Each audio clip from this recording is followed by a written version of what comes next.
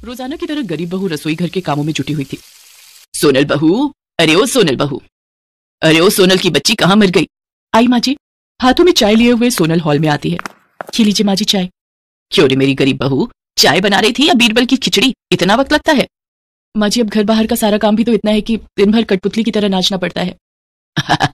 अरे मेरे जमाने में तो एक अकेली लुगाई घर भर का काम नाच नाच के कर देती थी, और तुझे काम करने में दिक्कत हो रही है। मेरी दोनों बहुरानियों के लिए चाय क्या तेरा बाप लाएगा? माँ जी दोनों देवरानी भी अब अपना हाथ पांव चला सकती हैं।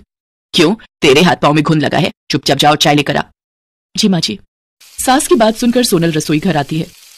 जाने सासू माँ मेरे साथ ही ऐसा बुरा बर्ताव क्यों करती हैं? ऐसा जान पड़ता है मैं इस घर की बहू नहीं बल्कि बाई हूँ। आजकल के दौर में लोग उनसे भी बेरुखी से पेश नहीं आते होंगे। जाने ये दो रिहायशी तितलियां ऐसी कौन सी पट्टी पढ़ाती है माँ जी को, जो माँ जी इनका तो गुणगान करती हैं और हमारी गरीबी की हंसी उड़ाने का एक मौका भी नहीं छोड़ती। खैर यूं दिल ही दिल कोड़ने से कुछ नहीं होगा, क्योंकि हम गरीबों को तो पूछने वाला कोई नहीं होता। गरीब बहू की बेबसी उसकी बातों से साफ जाहिर हो रही थी। जहां गरीब बहू की दशा नौकरानी से भी बदतर थी, वहीं दो बहुएं छोटी होने के बावजूद सारा दिन बस हुक्म चलाती। समय के साथ सर्दियों का आगमन हो जाता है। हॉल में बैठी उर्मिला की दोनों अमीर बहुएं कहती हैं, सासू माँ सर्दियां आ चुकी हैं। आप तो जानती हैं कि सर्दियों को लेकर मेरे कितने शौक है, इसलिए मैंने डैडी से कहकर चारों के लिए न्यू हीटर मंगवाया है, ताकि हम चारों ठंड से बच सके। माँ जी कल ही मैंने भी सर्दियों की खूब सारी शॉपिंग की है। ये देखिए खास आपके लिए पश्मीना की शॉल लाई हूँ। तोहफे देना क्या तुम दोनों बहुओं को ही आता है? मैंने भी तुम दोनों के लिए नई रजाई बनवाई है। माँ जी इसकी क्या जरूरत थी? अरे जरूरत कैसे ना थी, तुम्हारे कमरे की रजाई पतली हो चली है। मैं नहीं चाहती कि मेरी बहुएं रात भर ठंड से ठिठुरती रहें, इसीलिए मैंने बिना देरी करे रजाई बनवा दी। और फिर तुम्हारी सास के पास पैसों की कमी है क्या? तभी सोनल उर्मिला से कहती है, माँ जी जब आपने देवरानी जी के लिए रजाई बनवाई है तो लगे हाथ मेरे लिए भी रजाई बनवा देती। समाचार में सुनने को आ रहा है कि इस साल रिकॉर्ड तोड़ सर्दी पड़ने वाली है, ऐसे में मैं इतने दुबले पतले कंबल से कैसे काम चलाऊंगी? क्यों रे मेरी गरीब बहू, उर्मिला के पास क्या पैसों के पेड़ लगे हैं? अभी मेरा हाथ तंग है, जब कभी पैसे होंगे तब देखा जाएगा। मगर माँ जी कुछ देर पहले तो आप कह रही थी कि आपके पास पैसा ही पैसा है। उर्मिला का गुस्सा देखकर दोनों अमीर बहुएं मौके का फायदा उठाते हुए फूट डालना शुरू कर देती हैं। इसका मतलब हमारी ये गरीब जेठानी आंखें गड़ाई बैठी रहती हैं। बात बात पर हमसे बराबरी करना जरूरी है क्या जेठानी जी? उर्वशी तुम कोई सेलिब्रिटी नहीं हो जो मैं तुम्हारी कोई देखा देखी करूंगी। देख लीजिए माँ जी हमारी ये गरीब जेठानी जी कहाँ का गुस्सा कहाँ उतार रही हैं। एकदम खरा बोल रही है तान्या बहू तू। चौका बर्तन करने में मेरी गरीब बहू के हाथ जवाब दे जाते हैं, मगर बोलते वक्त जबान गज भर की हो जाती है। ऐसा कहकर उर्मिला चली जाती है और तान्या कहती है, हमारी सासू माँ की गरीब बहू तुम चाहे कितने भी पापड़ बेल लो, लेकिन तुम हमारी जगह कभी नहीं ले सकती। हमारी किस्मत कोहिनूर हीरे जैसी है और तुम उस गरीब गलीचे के समान हो जिसे देखकर लोग नाक सिकोड़ते हैं।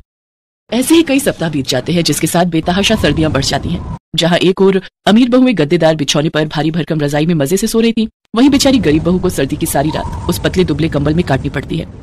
अगले दिन सुबह होते ही सोनल फिर से घर के काम में जुट जाती है। इसके बाद जैसे ही वो बर्तन धोने के लिए किचन में जाती है तो ठंडे पानी से उसके हाथ कांपने लगते हैं। जिसके बाद वो अपनी सास के कमरे में जाती है, जहां पर उर्मिला रूम हीटर लगाए रजाई के अंदर बैठी होती है। तभी उर्मिला सोनल से कहती है, अरे बहू इधर उधर क्या देख रही है? मेरे कमरे में चोरी करने का इरादा है क्या? माँ जी मैं तो पानी गर्म करने की मशीन ढूंढ रही थी। सर्दियां बहुत बढ़ गई हैं, किचन के नल से बहुत ठंडा पानी आ रहा है, ठंडे पानी से हाथ जमने को हो रहे हैं। अच्छा तो अब महारानी को बर्तन धोने के लिए गर्म पानी चाहिए? बिजली का बिल क्या तेरा बाप भरेगा? कोई मशीन नहीं मिलेगी, जल्दी से काम चोरी छोड़ और बर्तन धोने लग जा। इसके बाद खरी खोटी सुनाकर उर्मिला फिर से अपना पल्ला झाड़ लेती है और बेचारी गरीब बहू कड़ाके की ठंड में भी ठंडे पानी से ही काम करके गुजारा करती है। ना तो सोनल के पास स्वेटर होता है और ना ही शॉल। इसके बावजूद भी उर्मिला सोनल को ही बाजार सब्जी लेने भेजती है। लेकिन एक दिन उर्मिला की तबीयत खराब हो जाती है। उसके कराहने की आवाज सुनकर गरीब बहू जल्दी उसके कमरे में जाती है और कहती है, माँ जी क्या हुआ, आप ठीक तो है? अरे आपको तो बहुत तेज बुखार है। माँ जी मैं अभी आती हूँ। इसके बाद सोनल किचन में जाकर काढ़ा बनाकर लाती है और उर्मिला को पीने के लिए देती है। साथ ही उर्मिला के सर पर ठंडे पानी की पट्टियां रखना शुरू करती है। सोनल कभी उसके हाथ दबाती तो कभी उसके पैर। सारी रात बेचारी सोनल बिना छप के लिए अपनी सास की सेवा पानी में लगी रहती है। अगले दिन दोनों बहुएं अपनी सास के कमरे में आती हैं। गुड मॉर्निंग सासू माँ। गुड मॉर्निंग सासू माँ, क्या हुआ? आपका मुंह मरीजों जैसा क्यों लग रहा है? माँ जी की तबीयत कल रात से बहुत खराब थी, उन्हें तेज बुखार था। उर्वशी चलो यहाँ से कहीं हमें भी फ्लू न लग जाए। इसके बाद वो दोनों अमीर बहुएं वहां से चली जाती हैं और उर्मिला उनकी सारी बहानेबाजी समझ जाती है। मुझे तो लगा था तुम दोनों यहाँ मेरा हालचाल पूछने आई हो, मगर तुमने अपने तेवर दिखाई दिए। सोनल मुझे माफ कर दो, मैंने हमेशा तुम्हें गलत समझा और तुम्हारी गरीबी की हंसी उड़ाई। शायद इसी कारण भगवान ने मुझे ऐसा भुगतान दिया है। माँ जी बीती बातों को याद करके दुखी मत होइए, जो हुआ उसे भूल जाइए। सास का बर्ताव देखकर तान्या और उर्वशी का सर शर्म के मारे झुक जाता है और वो कहती हैं, जेठानी जी हमें माफ कर दीजिए, हमने आपको ताने दिए, आपकी गरीबी का मजाक उड़ाया। जेठानी जी हम दोनों को माफ कर दीजिए। ऐसा मत कहो, मैंने हमेशा तुम्हें अपनी बहनें माना है। फिर वो तीनों आपस में गले लग जाती हैं और इसके बाद सारा काम मिलजुल कर करती हैं। संदीप अपने माता पिता के साथ मोहन नगर में रहता था। संदीप के पिता हरिराम एक होटल में बर्तन धोने का काम करते थे। संदीप की माँ कमला घरों में झाड़ू पोछे का काम करती थी। संदीप एक गरीब परिवार का लड़का था। पास के ही सरकारी स्कूल में वो चौथी कक्षा में पढ़ रहा था। संदीप अक्सर स्कूल के कुछ बच्चों को अपना जन्मदिन स्कूल में मनाते देखता था। स्कूल के बच्चे अपने जन्मदिन पर कक्षा में टॉफी और बिस्कुट बांटा करते थे। संदीप उन बच्चों को देखकर यही सोचता था कि उसका तो कभी जन्मदिन आता ही नहीं। एक बार संदीप की कक्षा में पढ़ रहे एक बच्चे का जन्मदिन था। वो सब बच्चों को टॉफियां बांट रहा था।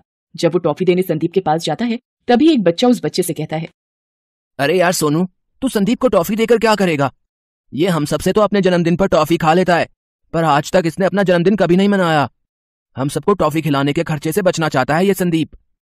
कोई बात नहीं मन्नू, इसको खाने दे टॉफी। संदीप को अपना जन्मदिन ही नहीं पता कि इसका जन्मदिन कब आता है, इसलिए हमारे जन्मदिन पर टॉफी बिस्कुट के मजे उड़ाता है। कक्षा के सभी बच्चे हंसने लगते हैं। संदीप उदास हो जाता है। वो स्कूल से घर आता है तो उसकी माँ कहती है, क्या बात है संदीप, आज इतना मुंह लटकाए हुए क्यों आ रहे हो? माँ, मेरे स्कूल के सब दोस्त अपना जन्मदिन मनाते हैं, पर मैं अपना जन्मदिन क्यों नहीं मनाता? मेरा जन्मदिन कब आता है माँ?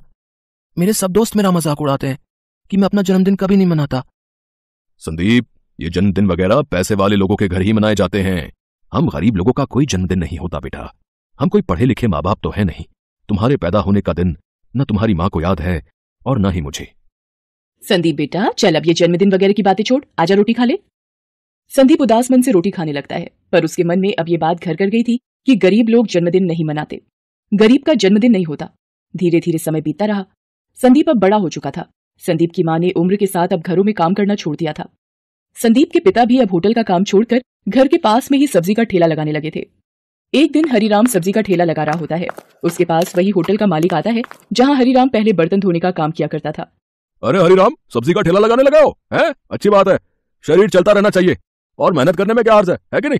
अच्छा लाओ, 2 किलो आलू और 2 किलो टमाटर तोल दो। अभी देता हूँ साहब।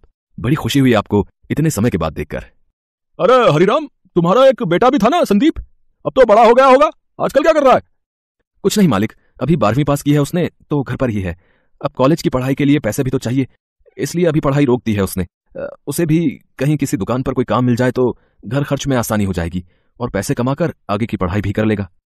अच्छा, तो ये बात है। अच्छा, एक काम करो, मैंने बड़े बाजार में एक नई बेकरी खोली है, तो मुझे वहां पर एक लड़के की जरूरत है जो बेकरी की देखभाल भी कर सके और लोगों के घरों तक ऑर्डर भी पहुंचा सके। तुम चाहो तो कल से ही संदीप को नौकरी पर भेज सकते हो। 8,000 रुपए महीना की तनख्वाह पर रख लूंगा। क्यों, सही रहेगा ना तुम्हारे लिए भी? ये तो बहुत अच्छी बात हो जाएगी मालिक। मैं कल ही संदीप को आपकी बेकरी पर भेज देता हूँ। अगले दिन से संदीप हरिराम के कहने पर बेकरी शॉप पर काम करने लग जाता है। बेकरी का मालिक नारायण सभी ऑर्डर की डिलीवरी के लिए अब संदीप को ही भेजता था। नारायण की बेकरी के केक और पेस्ट्री बहुत ही मशहूर थे। किसी के जन्मदिन की पार्टी हो या शादी की सालगिरह, हर कोई नारायण की बेकरी से ही केक ऑर्डर करता था। एक दिन नारायण संदीप को बुलाता है। संदीप, अरे ये ऑर्डर पहुंचाना है ठीक 5 बजे तक। जन्मदिन की पार्टी है तो 6 बजे तक केक काटने के लिए उन लोगों ने टाइम रखा है ना? तो हमें जो है 5 बजे तक ऑर्डर पहुंचाने के लिए कहा गया है।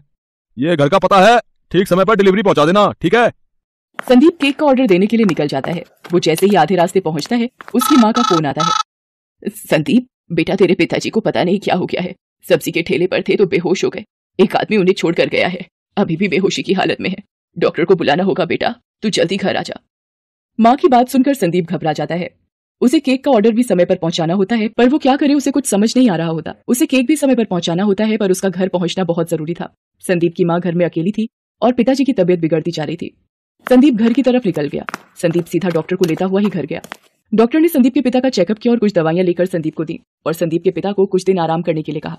संदीप ने डॉक्टर द्वारा बताई गई दवाइयां लाकर अपने पिताजी को दी और कुछ समय पश्चात जब वो होश में आ गए तो संदीप ने अपनी माँ से कहा, माँ, डॉक्टर ने कहा है पिताजी कमजोरी की वजह से बेहोश हो गए थे, धीरे धीरे दवाइयों से ठीक हो जाएंगे। आप पिताजी के पास बैठो, मैं थोड़ी देर में आता हूँ। मुझे एक ऑर्डर का केक पहुंचाना है, बहुत जरूरी।